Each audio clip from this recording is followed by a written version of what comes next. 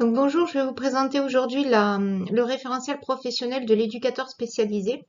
On va aller voir ensemble un petit peu qu'est-ce que c'est que ce référentiel d'activité et de fonction, puisqu'il y en a deux, et comment ils se croisent, et ce que vous allez pouvoir écrire en fait dans chacun, en fait dans vos situations qui vont pouvoir faire ressortir de ce référentiel de compétences et de ce référentiel de fonction des activités, des situations, des récits qui seront croisés, c'est-à-dire on y verra aussi bien ce qu'on veut voir apparaître de la fonction de votre diplôme d'éducateur spécialisé que des compétences que le jury veut effectivement voir ressurgir de vos écrits et de votre analyse.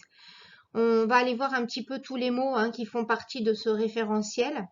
On va aller lire tout simplement, mais la lecture, tout simplement, des fois, on s'empêche en fait parce qu'on veut aller trop vite, parce que on pense qu'on a tout compris tout de suite avec un seul regard et on oublie des fois d'aller dans la lecture, de détailler un petit peu chaque mot qui peuvent nous amener finalement à comprendre ce qu'on attend de nous. Le livret en fait de l'éducateur spécialisé, comme tout autre livret d'ailleurs, est construit bien sûr sur, vous verrez des tableaux, des référentiels, des activités, des situations. Mais comment dire, vous verrez aussi que le livret en lui-même est une armature quelque part. C'est aussi, je dirais, une sorte de vaisseau sur lequel on peut aller pour pouvoir chercher des informations d'un récit à un autre qu'on a fait, permettre au jury aussi de naviguer sur cette armature qui est le livret en lui-même. Là, je ne vous présenterai que la partie donc des compétences, donc les 4 situations qui sont à valider.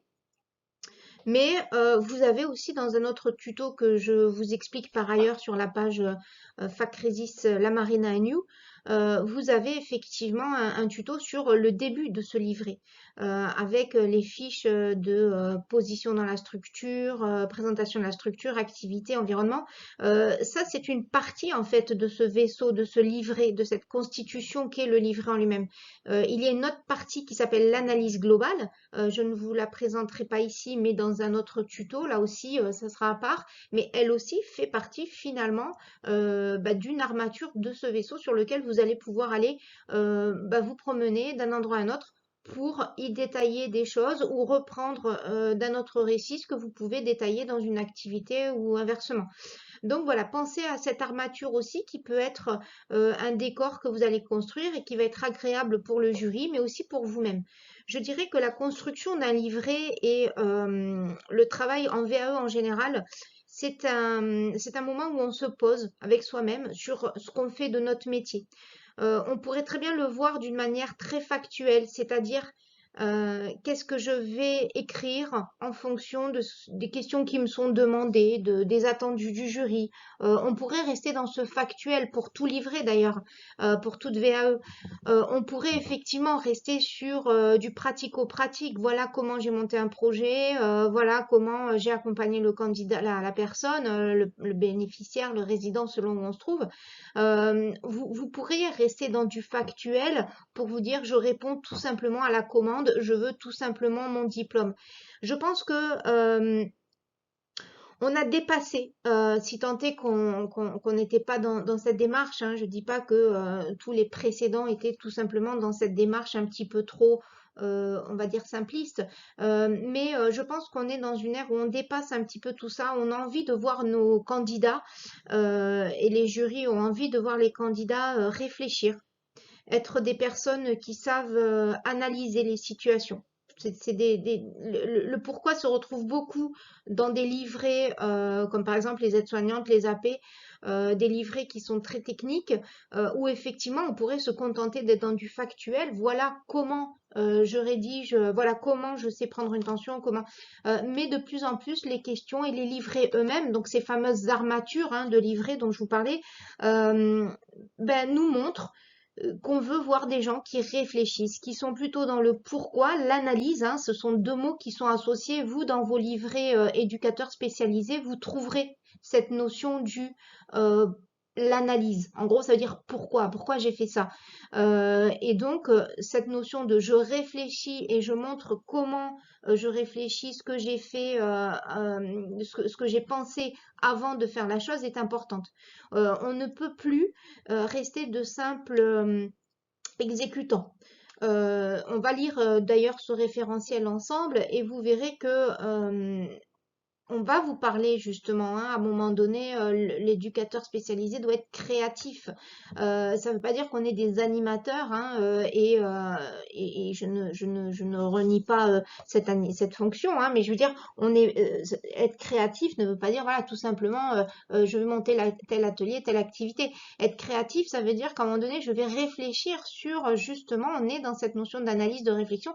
Pourquoi je mets ça en place? Qu'est-ce que je pourrais mettre en place de cette situation qui va permettre d'amener la conduite soit d'un projet, soit d'une personne, enfin voilà. Donc tout ça, on va en parler, mais partez sur ce moment où quand vous allez constituer votre livret et notamment ces compétences, c'est un moment où vous allez vous poser et vous dire peut-être pourquoi, pourquoi je suis éducateur spécialisé, qu'est-ce qui m'anime dans cette fonction, dans ces missions, qu'est-ce que je sais finalement de mon domaine d'activité, du médico-social. Je peux très bien être dans les CHRS, je peux être très bien aussi dans des accueils des MEX, je peux aussi être dans les personnes avec des situations de handicap. Quoi qu'il arrive, ce sont tous des secteurs d'intervention où j'ai en face de moi des publics. Donc, qui sont bien sûr en difficulté, mais qui finalement, si je suis éducateur spécialisé et que je me positionne face à ces publics, c'est bien qu'ils m'animent de quelque chose que j'ai envie de travailler avec eux. Peut-être même, et je trouve que c'est intéressant finalement d'aller aussi là-dessus, de travailler avec eux et pour une image qu'on peut amener en plus au niveau de la société. C'est-à-dire défendre effectivement un public, défendre des projets, défendre aussi effectivement des politiques sociales sur l'inclusion par exemple, ou sur l'insertion. Enfin voilà, ça va être vraiment de cet ordre-là. Il faut vous sentir, il faut que quand on lit votre livret, on n'est pas que face à des exécutants, des gens qui sont dans le factuel, qui montrent tout simplement comment j'ai mis en place un projet, mais voilà, qu'on puisse voir qu'est-ce qui vous anime, vous, dans cette vocation, dans ce métier que vous mettez en avant dans votre lecture ici, dans cette lecture ici de ce que vous allez amener au jury. Alors, je vais vous faire là la lecture hein, de ce qu'on peut retrouver dans le référentiel et je vous invite fortement à lire ce référentiel en fait parce qu'il va vous permettre aussi d'accroître votre vocabulaire. On a besoin de voir des professionnels qui parlent professionnel, donc avec du vocabulaire. Ce vocabulaire, vous pouvez, comme dans tous les référentiels, hein, le trouver dans ce contenu-là puisque vous allez pouvoir en sortir des mots. Alors, je vais simplement vous lire hein, la définition de la profession et du contexte de l'intervention de l'éducateur spécialisé. C'est une des pages de votre référentiel. L'éducateur spécialisé est un professionnel du travail social. Il exerce dans le cadre d'un mandat et de mission institutionnelle. Il accompagne dans une démarche éducative et sociale globale des personnes, des groupes ou des familles en difficulté dans le développement de leur capacité de socialisation, d'autonomie, d'intégration ou d'insertion. L'éducateur spécialisé intervient dans une démarche éthique, dans le respect de l'altérité. Il favorise l'instauration d'une relation à l'autre en adoptant une démarche réflexive sur ses pratiques professionnelles. Il s'inscrit dans une analyse partagée de sa pratique professionnelle et dans le respect de la confidentialité des informations concernant les personnes. Le rôle et les fonctions de l'éducateur spécialisé. L'éducateur spécialisé travaille auprès d'enfants, d'adultes, de familles, en groupe, en difficulté, en situation de vulnérabilité ou de handicap, auprès desquels il contribue à créer les conditions pour qu'ils soient protégés et accompagnés, considérés dans leurs droits et puissent les faire valoir. L'éducateur spécialisé contribue au processus de socialisation et d'autonomie des personnes.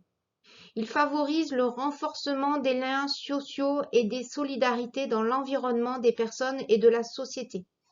Il aide au développement de la personnalité et à l'épanouissement de la personne et peut contribuer à son insertion socio-professionnelle. L'éducateur spécialisé établit une relation éducative à partir de ses observations et de situations du quotidien dans des espaces institutionnels formels et informels. Dans sa pratique, il adopte des attitudes et des postures basées notamment sur l'empathie, l'écoute, la bienveillance.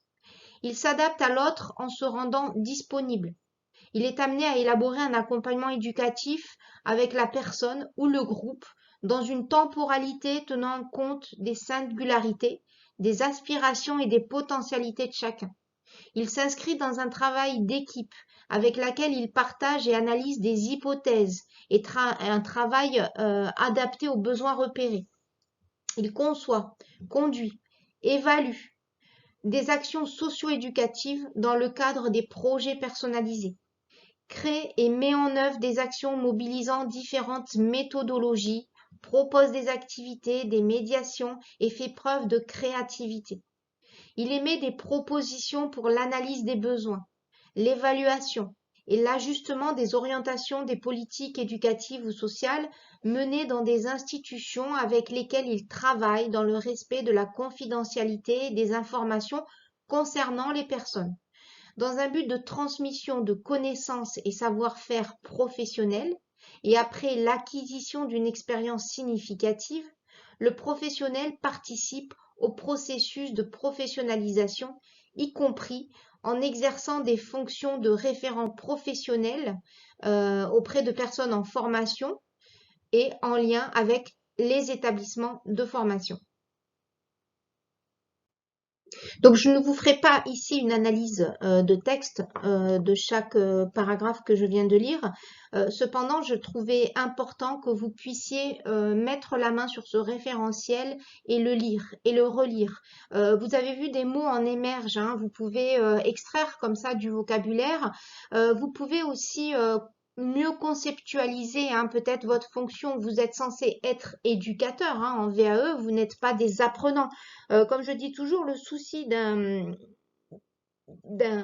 candidat qui est à l'école en formation, c'est sa première angoisse va être est-ce que je sais quoi au niveau du jury quand il va passer c'est bon sang est-ce que j'ai bien bûché, est-ce que je sais ce que je dois dire, mes connaissances est-ce qu'elles sont voilà ce qu'elles devraient être pour satisfaire le jury. En VAE on n'est pas censé avoir ces angoisses, on n'est plus censé les avoir puisque vous êtes censé connaître votre métier et comme le dit les fonctions hein, que je viens d'énumérer, vous devez apporter des méthodologies, vous devez apporter des façons de faire que vous avez déjà en vos connaissances. Je peux, si je suis auprès de publics qui a des addictions, peut-être parler effectivement de certains psychologues ou certains pédagogues qui ont amené des accompagnements spécifiques par rapport à ces personnes. C'est ça qu'on vous demande en fait, hein, une méthodologie sortie. Alors c'est pas moi qui vais inventer quelque chose, c'est je vais sûrement me référer à des méthodes qui existent déjà, qui préexistent sur tel ou tel accompagnement. Donc voilà, et quand on parle de créativité, c'est ça en fait, hein, c'est pouvoir effectivement à un moment donné aller chercher de mes connaissances, de tout ce que j'ai pu avoir tout au long de ma carrière et pouvoir effectivement créer mon accompagnement en fait dans bien sûr un cadre bien structuré, celui de l'institution, du projet d'établissement, mais aussi celui du projet de la personne que je vais construire avec. C'est pour ça qu'on vous parle de conduite aussi, hein, de projet, d'analyse, d'évaluation. Ce sont des mots qui ressortent et que vous devez intégrer pour pouvoir effectivement montrer comment vous allez amener votre travail. Donc l'analyse d'une personne en VAE, l'angoisse d'une personne en VAE, ce n'est pas de se dire mon Dieu, est-ce que j'ai les connaissances, c'est de plutôt se dire mon Dieu, comment je vais restituer mes connaissances. Donc servez-vous effectivement de ce référentiel pour effectivement pouvoir vous positionner et prendre effectivement des informations sur comment vous allez pouvoir restituer ce qu'on vous demande, puisque tout est finalement dans ce que je viens de vous lire. On va maintenant attaquer un petit peu cette fameuse structure du livret, hein, cette armature, et elle commence notamment par la présentation à un moment donné des blocs de compétences. Alors on vous fait un petit tableau, c'est en début de livret, juste après justement ce que j'appelle la première partie du livret, c'est-à-dire tout ce qui est présentation en fait hein, administrative. Vous avez à un moment donné ce bloc de compétences. Alors il vous dit que vous avez 4 domaines de compétences à valider, DC1 domaine de compétences 1, DC2 domaine de compétences 2, DC3 domaine de compétences 3, DC4 domaine de compétences 4. Vous avez dans chaque domaine de compétences des blocs de compétences. Si je veux valider mon domaine de compétences 1 entier, il va falloir que je valide mon bloc 1, donc construction de la relation éducative, et mon bloc 2, analyse de la construction d'un accompagnement éducatif. Si je veux valider mon domaine de compétences 2 en entier, il va falloir que je valide dedans le bloc 3, implication de la personne et du groupe dans son projet éducatif, et le bloc 4, conception et conduite d'un projet éducatif. Si je veux valider en entier mon domaine de compétences 3, il va falloir que je valide le bloc 5, expression et communication écrite et orale, et le bloc 6, communication professionnelle en travail social. Et si je veux valider mon domaine de compétences 4 en entier, il va falloir que je valide le bloc 7, connaissance et analyse des contextes institutionnels, et le bloc 8, mobilisation des acteurs et des partenaires. Je peux très bien valider la moitié d'un domaine de compétences, ça sera une validation partielle, je n'aurai donc pas mon diplôme en entier, je l'aurai validé partiellement. Je peux par exemple dans le bloc 2, dans le domaine de compétences 2, valider le bloc 3, c'est-à-dire comment j'ai montré que j'impliquais la personne et le groupe dans son projet, on va voir tout à l'heure dans le récit, mais je peux avoir un petit peu péché et avoir été faible sur comment j'ai construit et conduit ce projet en fait. Donc le jury peut décider que non, il m'a pas assez vu dans mon action de conduite de projet et donc par contre l'implication ça c'était là effectivement, j'ai mis des leviers en place, j'ai montré un petit peu tout ça. Donc, il peut me valider partiellement. Et ça, pour chaque domaine de compétences, le 1, le 2, le 3, le 4. Ce qui fait qu'on peut avoir une validation totale parce que j'ai tout validé, chacun de mes blocs de compétences a bien été reconnu.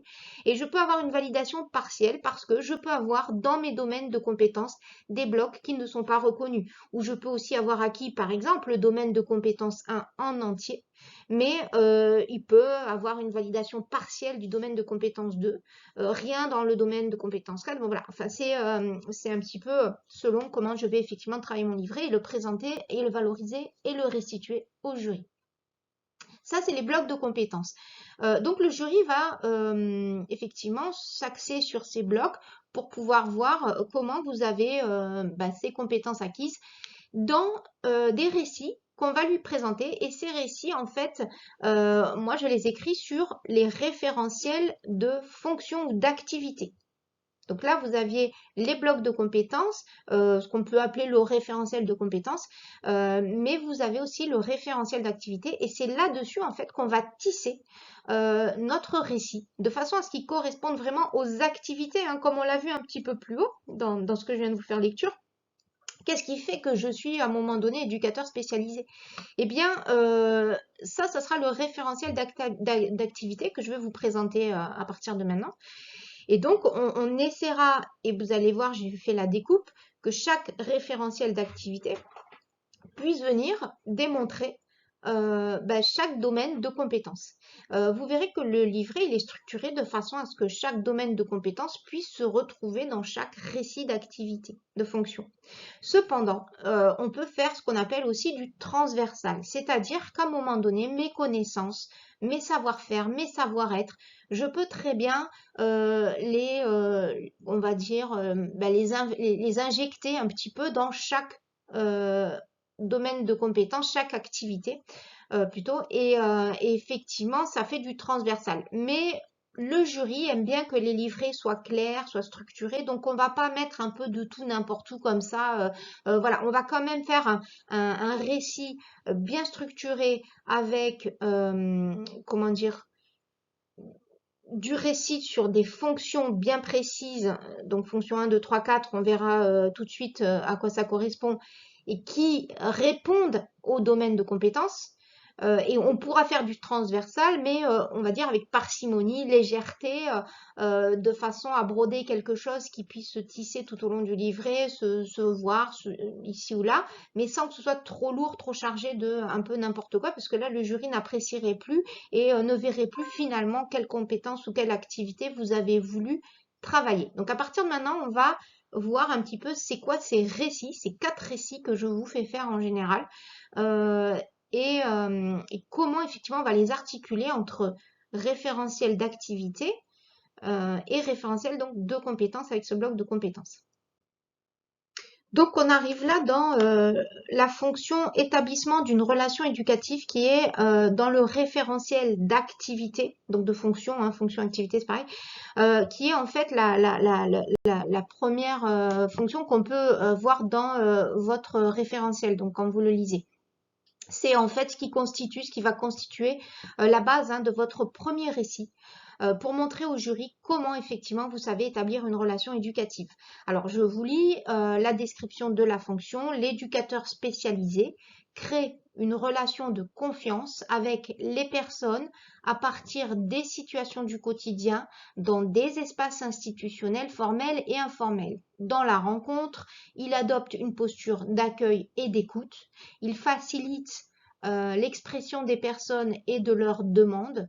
Il analyse leur situation, repère leurs besoins et identifie leurs potentialités. Il questionne sa pratique et sa posture à partir du vécu de la situation par une analyse partagée en équipe. Les activités de la fonction. On va vouloir vous voir créer les conditions favorables à la rencontre, instaurer une relation éducative avec la personne ou le groupe, recueillir l'expression des personnes, identifier les potentialités des personnes, se saisir des opportunités du quotidien pour faire vivre la relation éducative, s'appuyer sur des temps d'échange et des activités éducatives. Je mets en lien ce référentiel de fonction, d'activité, avec le domaine de compétence 1 que vous devez valider, avec donc la demande de vous voir dans cette construction de la relation éducative. Alors vous voyez que dans ce référentiel de fonction, il vous mâche un petit peu quand même hein, ce que vous allez pouvoir mettre en avant pour pouvoir présenter cette construction de la relation éducative. Et puis le bloc de compétences 2 qui lui est l'analyse de la construction d'un accompagnement éducatif. Et là on le voit un petit peu émerger dans l'analyse partagée en équipe, pouvoir effectivement dire pourquoi j'accompagne la personne, l'analyse sur la situation, les repères, les besoins de la personne, pourquoi je vais mettre ça en place pour lui en fait, pourquoi je vais me positionner comme ça. En fait, dans l'écriture de votre compétence 1, alors moi je fais toujours hein, travailler la compétence 1 sur l'accueil, effectivement, bah, du coup c'est une demande de la personne. Alors vous savez, vous avez des accueils d'urgence, c'est ce que vous pouvez hein, soulever comme récit en fait. Hein. Je prends un candidat, un bénéficiaire, un usager, un résident, comme vous voulez, euh, dans ce que vous voulez montrer. Et vous dites effectivement, ben voilà, moi j'accompagne cette personne, je l'accueille, et vous allez à partir de là, comment dire, vous allez à partir de là définir effectivement le moment de l'accueil, qui était cette personne.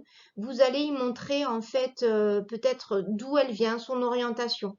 Et là, vous pouvez commencer à articuler le pourquoi comment, c'est-à-dire vos savoirs, Donc voilà, je sais qu'elle vient de là, j'analyse sa situation, je sais que c'est une personne qui est orientée par tel dispositif. Vous pouvez montrer votre connaissance de ces dispositifs, peut-être effectivement faire l'anamnèse de cette personne, peut-être elle aura à un moment donné quelqu'un qui va l'accompagner. Vous allez pouvoir peut-être à un moment donné vous montrer dans une relation avec une équipe pluridisciplinaire lors d'une réunion d'accueil ou avec aussi, hein, ça peut être des tutelles, ça peut être les parents, ça peut être d'autres éducateurs de là où vient cette personne, la personne elle-même bien sûr. Vous allez vous mettre en situation avec tous les dispositifs hein, qui existent au niveau de votre institution, les outils d'écrit, hein, ils veulent vous voir dans des écrits professionnels. À un moment donné, il faut bien qu'on trace hein, tout ça.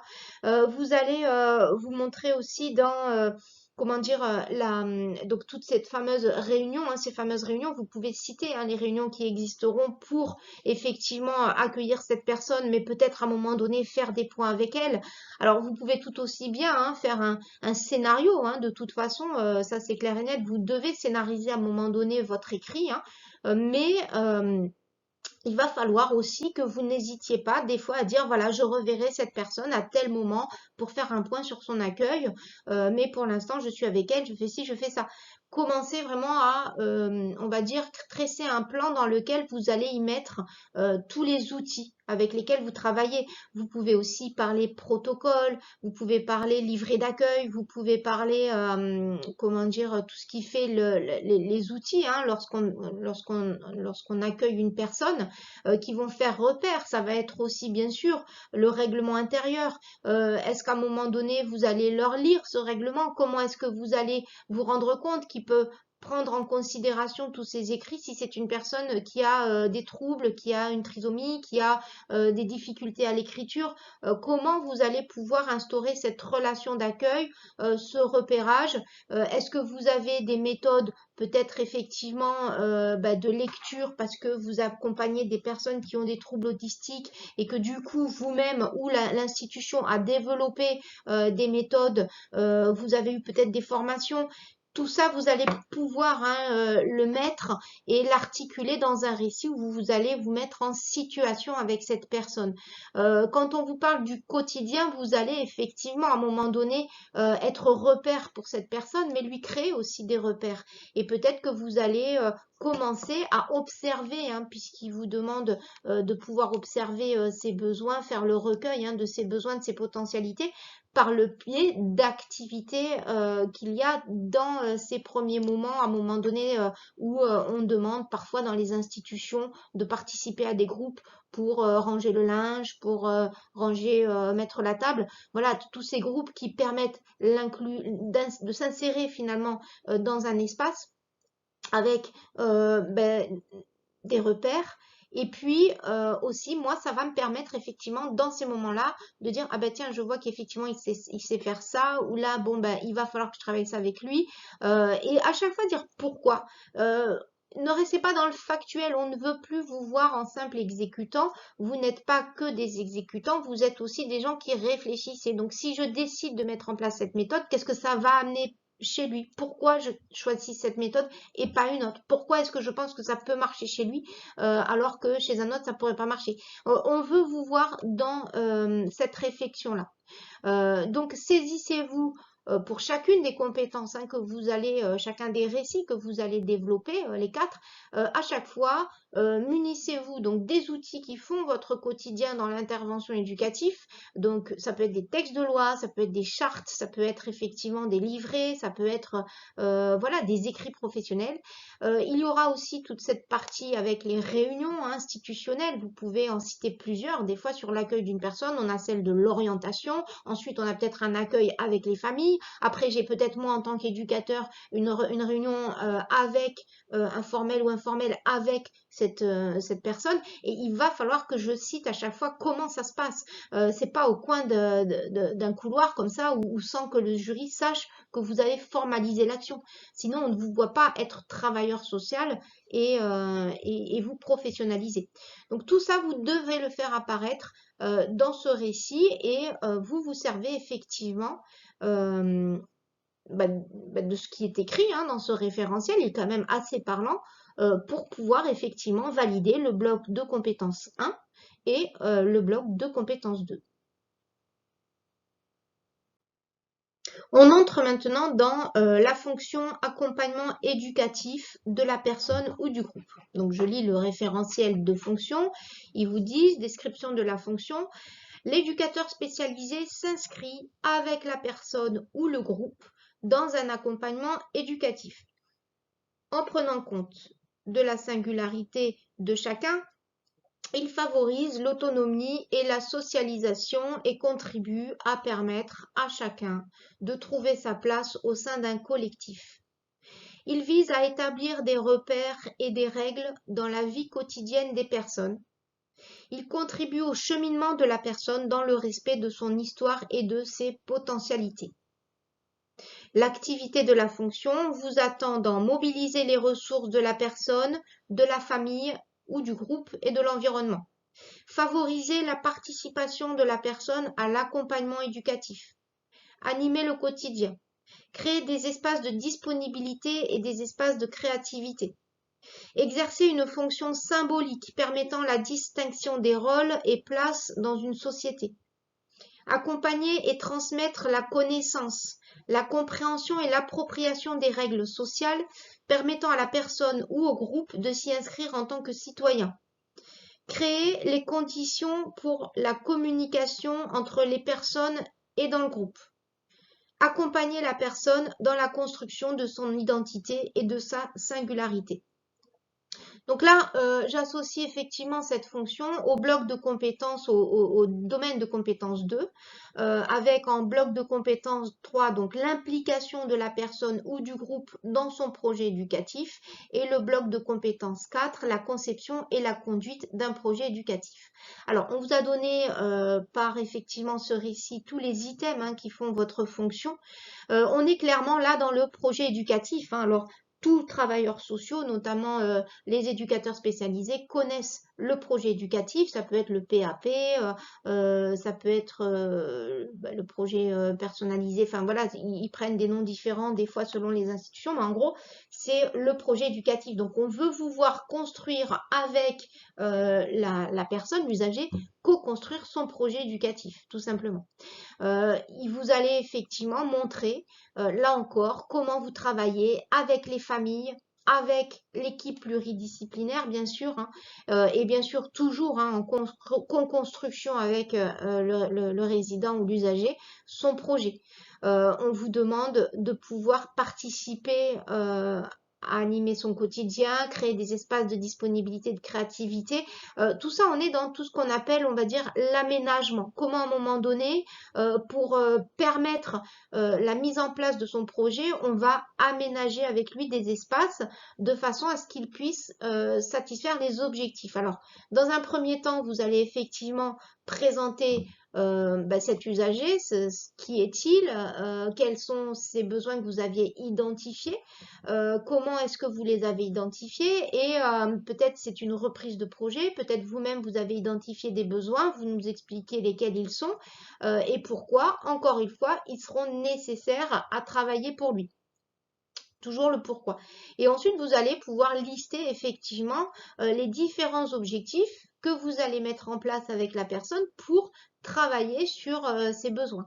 Et donc, vous allez ensuite créer un récit, vous allez montrer que vous avez aménagé effectivement par le biais d'activités, par le biais d'accompagnement social, cette personne pour que ça puisse répondre à ses objectifs. Toujours dire le comment, le factuel, comment j'ai mis en place, donc l'aménagement, mais aussi le pourquoi, à quoi ça a répondu, qu'est-ce que ça a permis, et vous pouvez effectivement, là encore, interroger hein, aussi le fait sociétal, c'est-à-dire en quoi effectivement l'inclusion de cette personne c'est important pour elle, mais aussi pour voilà tout ce qui est représentation au niveau de ce que ça va pouvoir apporter pour elle, pour son identité, ils vous disent, hein, sa singularité au sein de la société. Il faut rendre cette personne citoyenne, effectivement, hein, l'inclusion fait partie, hein, de cette citoyenneté. Il faut effectivement montrer qu'elle a un espace où elle peut effectivement vivre dans cette société et que vous l'amenez justement à pouvoir créer cette autonomie. Voilà, vous êtes vraiment dans un projet personnalisé avec des besoins, mais vous pouvez en fait éclater quelque part cet accompagnement sur qu'est-ce que ça permet à la personne, mais qu'est-ce que ça permet à la personne, bien sûr pour son quotidien, tout ce qui est factuel, mais aussi peut-être pour son aspect citoyen, voire même l'implication effectivement de la société, comment je suis allée chercher peut-être, hein, dans des éléments comme ça pourquoi pas de la cité, de la ville, des choses qui vont me permettre effectivement de travailler le projet de cette personne. Et toujours vous travaillez le pourquoi. Donc vous vous mettez là aussi, hein, tous vos outils. Vous allez me parler des différentes réunions qui font le projet personnalisé d'une personne. Il y en a peut-être plusieurs, hein. Et puis il y a notamment celle où vous faites la restitution aussi, hein, des fois du projet avec la personne. Vous avez aussi comment ça s'appelle, les outils. Vous avez des outils de traçabilité, hein, pour faire vos projets personnalisés. Vous avez peut-être de l'informatique, hein, vous pourrez en parler aussi. Alors, il ne s'agit pas juste de dire j'écris sur NetSoin, hein, il faut aussi parler, pourquoi pas, du secret professionnel au niveau de ces projets personnalisés, qui a accès, qui n'a pas accès. Vous pourrez aussi créer effectivement toute cette théorisation sur les documents, hein, uniques de l'usager, où est-ce qu'ils sont, est-ce que tout le monde y a accès ou pas. Voilà, tout ça, vous pouvez aussi théoriser comment ça fonctionne au niveau de l'institutionnel, cette mise en place. Alors, conception et conduite d'un projet éducatif, en fait, cette compétence 4, là, ce bloc de compétences 4, c'est tout simplement la conduite de projet. La conduite de projet, c'est quoi? J'ai d'abord effectivement un fait saillant, c'est-à-dire je dois à un moment donné répondre à une demande, puisqu'il y a quelque chose qui fait que il y a une problématique. Alors quand je dis problématique, c'est pas forcément sur l'aspect négatif. Il y a quelque chose auquel on doit répondre et du coup je vais commencer à égrener des objectifs quantifiables, vérifiables, qui vont effectivement me permettre de pouvoir travailler sur l'accompagnement de la personne. Donc il va falloir vraiment que je détaille ces objectifs et à chaque fois je dise comment j'aménage pour pouvoir mettre en place ces objectifs, mais aussi pourquoi je mets en place ces objectifs et à quoi ils vont pouvoir répondre. Je pense que si vous faites des récits par objectif sur ces trois notions-là, comment je fais, pourquoi je le fais et à quoi ça va répondre pour la personne, ça va permettre effectivement d'étayer un texte assez fourni. Et puis, vous allez aussi me montrer comment vous évaluez ces objectifs. On parle vraiment d'évaluation, hein, évaluer, améliorer et les objectifs, un par un. Vous les reprenez dans votre évaluation et vous dites ce qui a fonctionné, ce qui n'a pas fonctionné, pourquoi ça a fonctionné, pourquoi ça n'a pas fonctionné. Toujours l'articulation de ces choses et puis du coup, qu'est-ce que vous allez mettre en place pour ce qui n'a pas fonctionné déjà pour améliorer, pour pouvoir revoir peut-être à un moment donné cet objectif qui était peut-être pas adapté, ou il a manqué de quelque chose, vous nous direz quoi. Et puis, ce qui a fonctionné aussi, on peut s'interroger, tiens, ça a marché, bon, ben maintenant, peut-être que je vais pouvoir me lancer dans un nouvel objectif, bien sûr en co-construction, hein, avec les besoins et les désirs de la personne. Donc voilà, on veut vous voir effectivement dans ce travail où vous rendez la personne citoyenne, c'est-à-dire à un moment donné aussi où elle est actrice de son projet.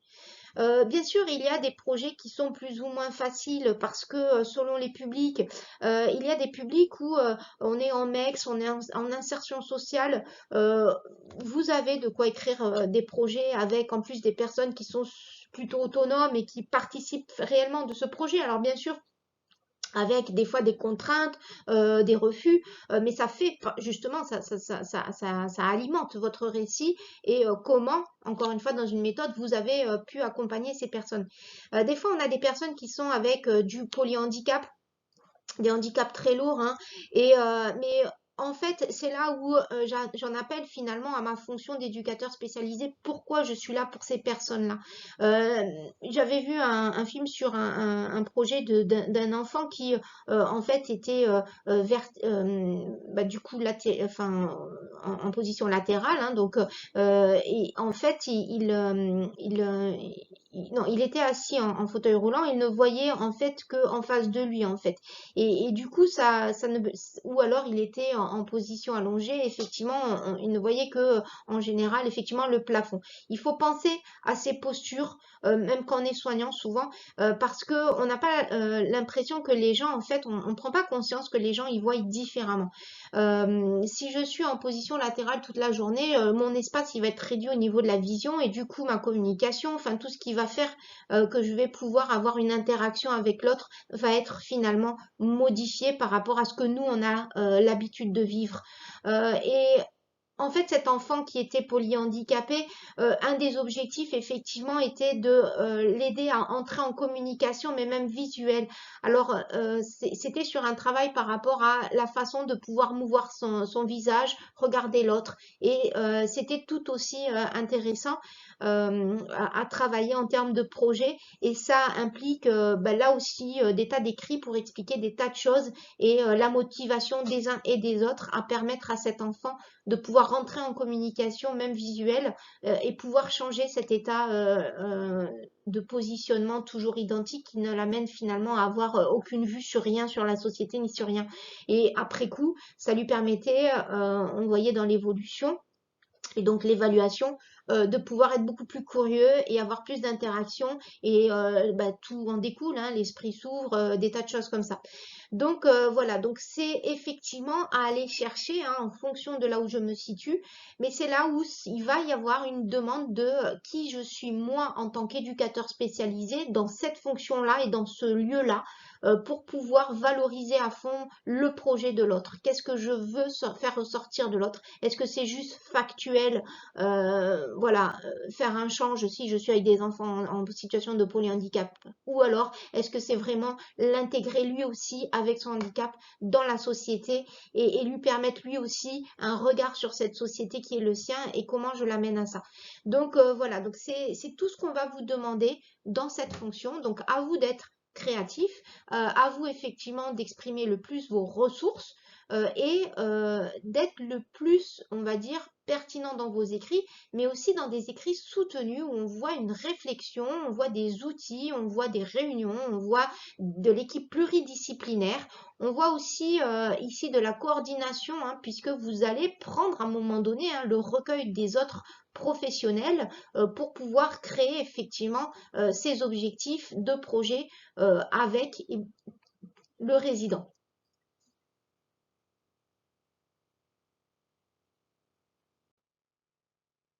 Nous nous retrouvons pour la conception, conduite et analyse d'une action socio-éducative au sein de l'équipe. Donc là, on est dans le domaine de compétences 3, avec en validation donc l'expression et la communication écrite et orale.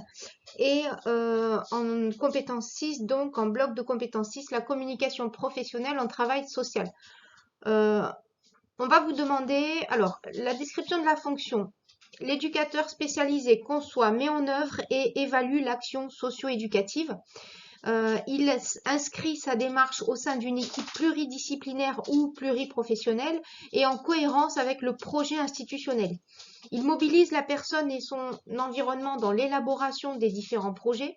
Il partage et analyse avec l'équipe des hypothèses de travail pour élaborer le projet personnalisé, le conduire, l'évaluer et le faire évoluer et faire évoluer les actions au plus près des besoins des personnes. Pour conduire l'action socio-éducative, l'éducateur spécialisé sollicite et mobilise le réseau et les partenaires nécessaires.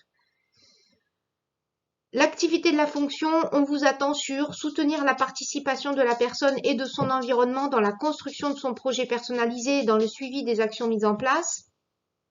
Mettre en place et suivre le projet socio-éducatif avec l'équipe. Assurer la coordination du projet. Évaluer avec l'équipe les actions menées dans le cadre du projet socio-éducatif. communiquer et informer sur le projet socio-éducatif, rédiger des écrits professionnels, mobiliser un travail d'équipe, partenarial et de réseau, contribuer à construire les ressources de l'équipe. Donc c'est ce que vous pouvez retrouver dans le domaine de compétences 3. Ici c'est assez transversal en fait, c'est une sorte de jonction entre le partenariat qui va arriver sur notamment le domaine de compétences 4 et le projet éducatif. Alors des mots clés à retenir, partenaire, réseau. On a aussi dans la description de la fonction un autre mot-clé à retenir, c'est celui de équipe pluridisciplinaire ou pluriprofessionnelle. On a aussi le projet institutionnel. Ne jamais partir sur la mise en place d'un projet, qu'il soit collectif ou qu'il soit personnalisé, sans parler forcément du projet éducatif, du projet institutionnel. Le projet institutionnel, c'est la vitrine. C'est ce sur quoi je me base pour travailler mes projets. Alors, je vous ai parlé tout à l'heure de l'armature de ce livret. Vous retrouverez en fait ces notions-là, c'est ce qu'on appelle les valeurs, aussi dans l'analyse globale. Donc, c'est des choses que vous pouvez faire évoluer, ces analyses-là, pouvez les faire évoluer aussi dans l'analyse globale. On est donc face à un travail sur une coordination. On est toujours dans cette notion de conduite de projet. Donc ça, c'est vraiment quelque chose qu'ils attendent de votre part en termes de connaissances. On l'a vu dans le domaine de compétences 2. Ici, vous allez encore une fois conduire un projet, mais cette fois-ci, on va dire un projet au sein d'une équipe. Donc, il va falloir vous montrer dans la coordination de ce projet. Quand on parle de coordination, on ne veut pas vous voir en tant que chef de service en train de faire des plannings pour vos collègues. On veut vous voir en train de conduire un projet et de dispatcher, on va dire, les tâches avec vos collègues. En fait, vous coordonnez ce projet, vous le mettez en place. Vous n'êtes pas là pour tout faire. À un moment donné, vous allez le mener, le coordonner, faire participer.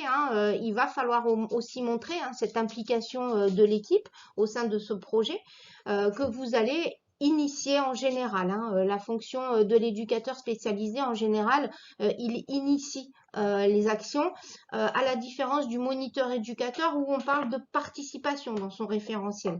Donc vous êtes effectivement meneur de ce projet en lien avec bien sûr un projet institutionnel et vous allez donc analyser les besoins en termes pourquoi pas collectifs et pouvoir à partir de là mettre en place un projet et le conduire.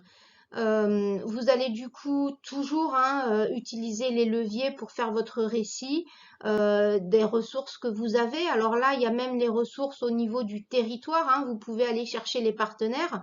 Vous pouvez aussi utiliser donc les ressources comme on a dit précédemment, tout ce qui est les écrits, les réunions, justement pour mettre en place ce projet, le tracer. Et puis toujours montrer les objectifs puisqu'on est toujours dans cette notion de projet. Il y aura forcément des objectifs, aussi bien les objectifs peut-être du projet en lui-même, du projet collectif, mais aussi du coup en entonnoir aller vers l'individu, vers l'usager et montrer de quoi ce projet va pouvoir participer. On est avec entre le projet de groupe et le projet individuel où on montre effectivement comment de ce projet collectif va ressortir des objectifs aussi pour l'usager qui va participer à ce projet.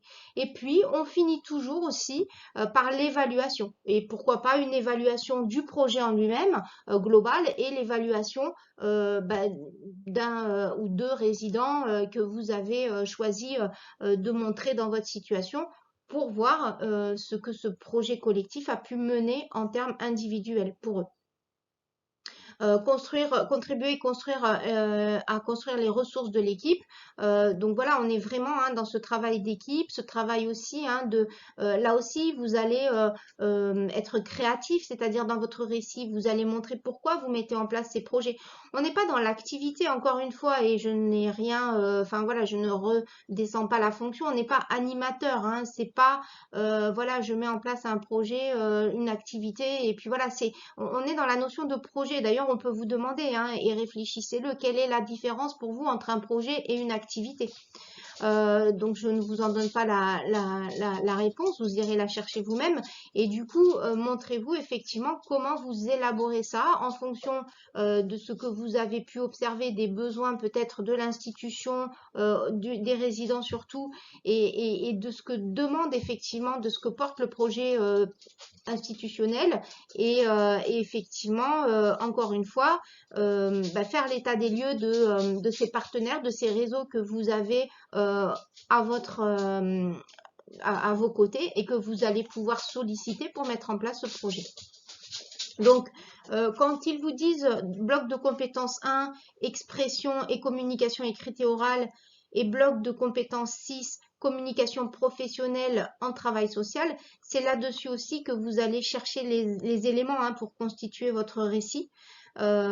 Expression et communication écrite et orale, je pense que ça peut parler un petit peu à tout le monde.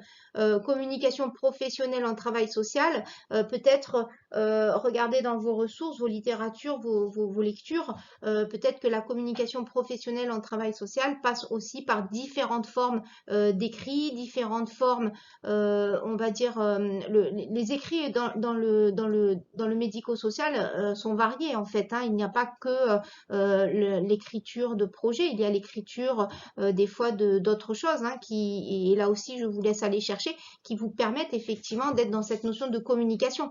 Vous pouvez aussi parler de la communication transversale, verticale, enfin voilà, tout ça c'est des connaissances que vous pouvez amener pour aussi montrer comment vous conduisez ce projet avec vos collègues.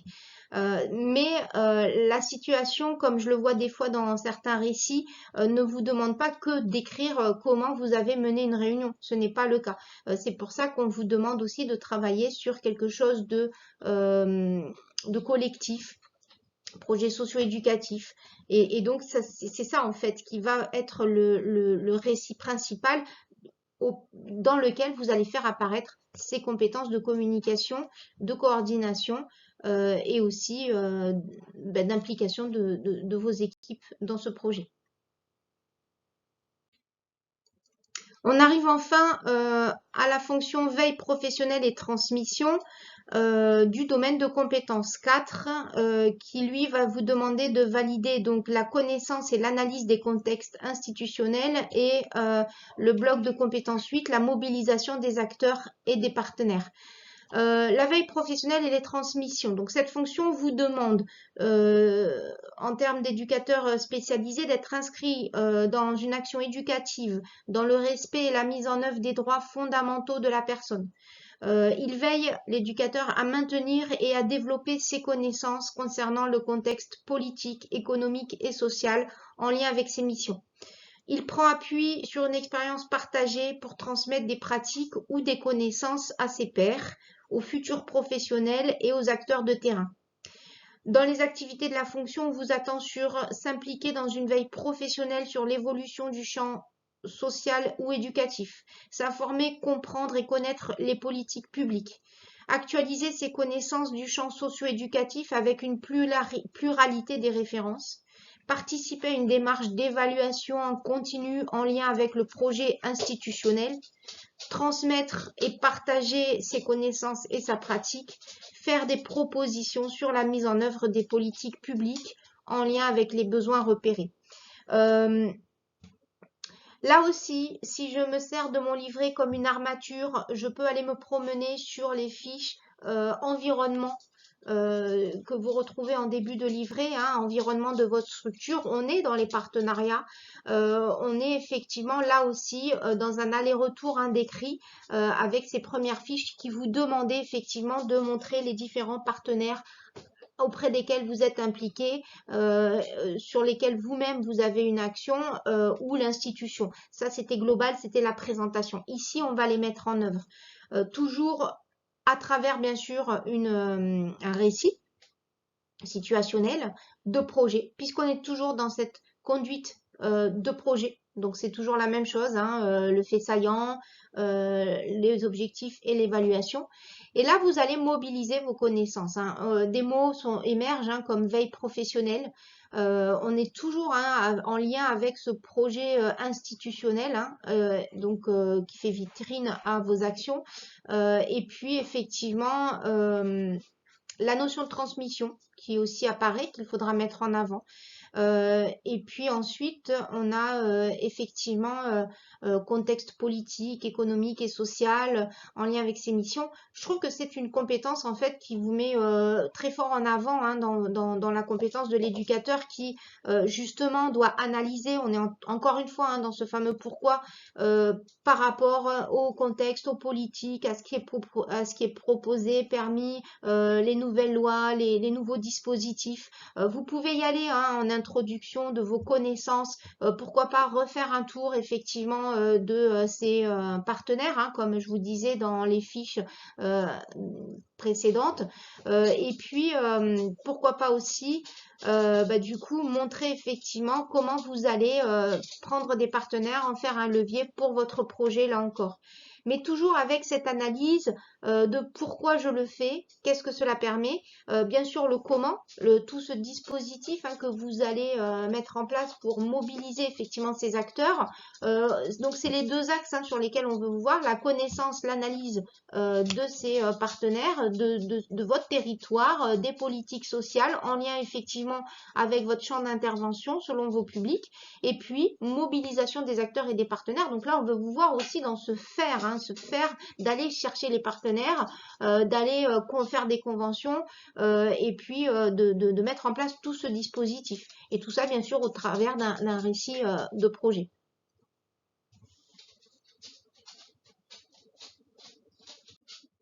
Donc voilà, je vous ai présenté les 4 domaines de compétences en les articulant avec ce qui fait fonction hein, de l'éducateur spécialisé. Donc essayez d'être, on va dire, créatif, effectivement. C'est encore un mot qui me plaît bien, moi, mais dans le sens où je vais aller chercher l'éducateur que je suis. Je vais donner de l'âme à votre livret. Ne restez pas encore une fois dans le factuel.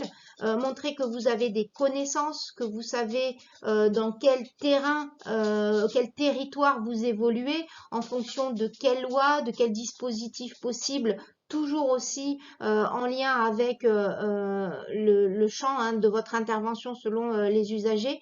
Vous avez pour ça des revues, vous avez pour ça des éléments, hein, de bonnes pratiques, des choses comme ça, les ARS, enfin voilà, je ne vais pas vous les citer ici. Vous avez de quoi aussi lire, de quoi montrer effectivement que vous faites votre veille professionnelle, que vous savez sur quoi vous vous appuyez quand vous travaillez. Encore une fois, élevez votre livret. On est en niveau licence, hein, ils ont réformé ces livrets. C'est aussi pour vous voir dans cette capacité et d'écriture et en même temps de synthèse.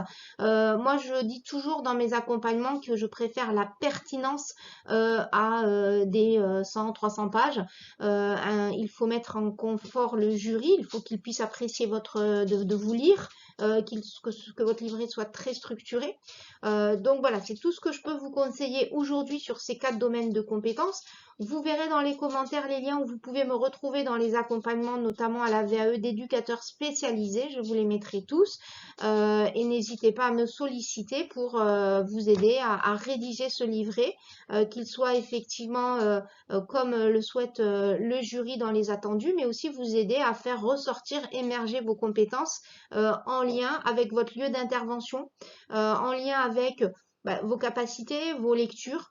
N'hésitez pas à lire, à avoir. Hein, des fois, on peut rencontrer des éducateurs qui n'ont pas forcément beaucoup de lecture à leur actif, ce qui est très dommage.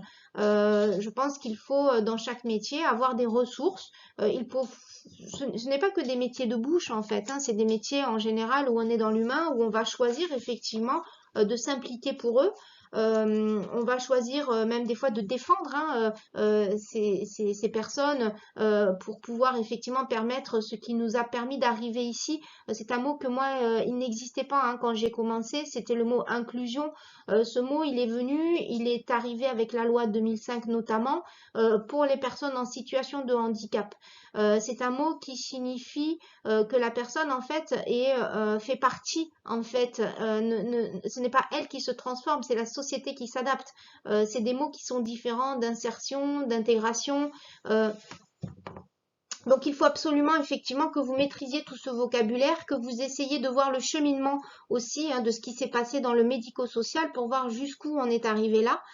C'est grâce justement à des éducateurs, des travailleurs sociaux qui se sont battus pour que les personnes puissent acquérir des droits, puissent aussi faire valoir leurs droits. C'est toute la loi 2002. Donc voilà, c'est autant de ressources que vous devez maîtriser, qui doivent faire partie de vous. Et c'est ce qu'on veut vous voir retranscrire de vous dans ce livret. Donc je vous remercie de votre écoute. N'hésitez pas à liker, n'hésitez pas à partager, n'hésitez pas à me retrouver dans les accompagnements. Je vous dis à plus tard pour d'autres posts.